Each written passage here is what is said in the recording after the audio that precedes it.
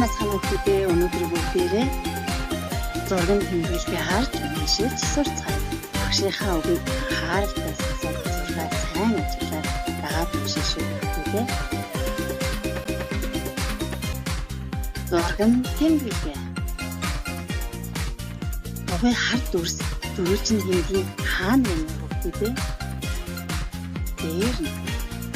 Сайн байна. Дугуй хар дүрс маань дөрвөлжин тэмдгийн доод ийм тэмдэглээ гарч ирвэл доор нь гэж уншиж шүү хүүхдүүдээ.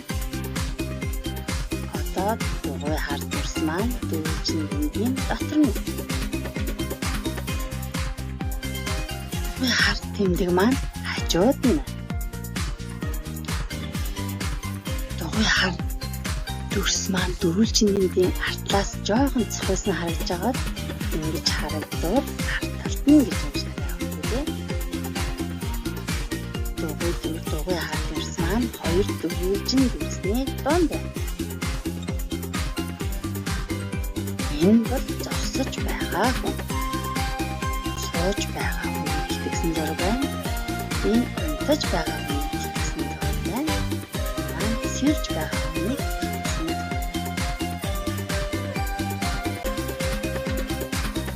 Тэгээд тугал хаана байна вэ? Тугал хаашаа яаж вэ хүүхдүүдээ? Сайн байна. Унтаж байна. Түр тугал маань хашаан дотроо унтаж байна. Дараагийнхаа зургийг анхааралтай уншаарай хүүхдүүдээ. Хураг хаана байна вэ?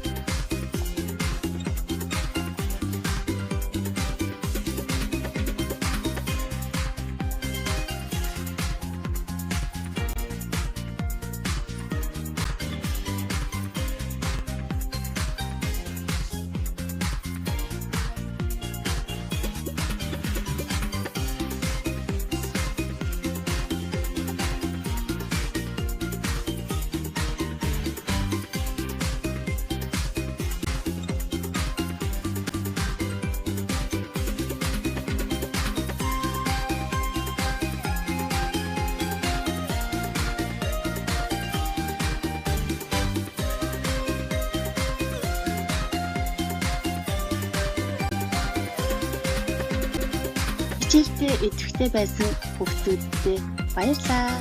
Баяртай.